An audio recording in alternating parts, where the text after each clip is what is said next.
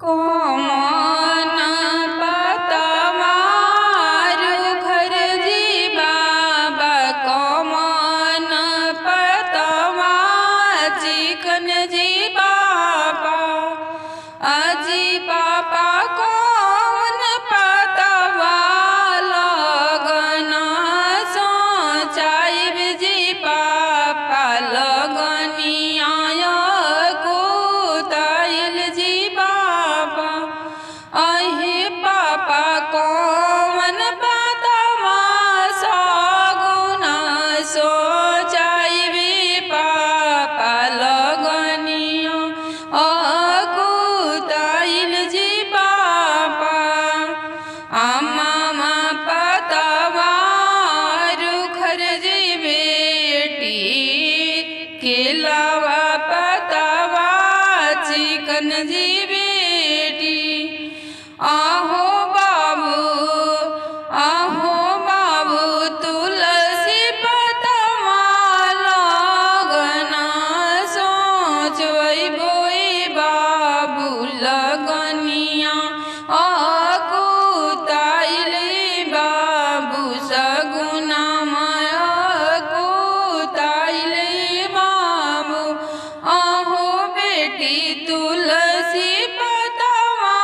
लगना सोचाइबे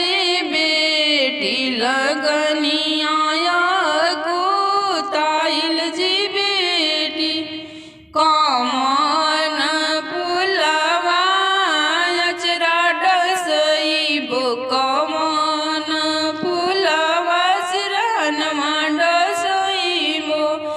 अहे पापा कौन फुलवा कोहबर लिखइबो जी बाबा सगुनमा कुताइल जी बाबा लगनिया कुताइल जी बाबा आहो बाबा कौने फुलवा कोहबर लिखइबो जी पापा लगनिया कुताइल जी पापा अड़हुल फुलवा अचरा डसइबो बेलिया फुलवा सिरहनमा डसइबो आहो बेटी गुलाब फुलवा कोहबर लिखइबो बेटी लगनिया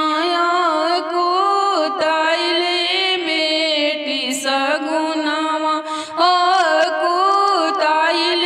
बेटी आहो बाबू गुलाब फुलवा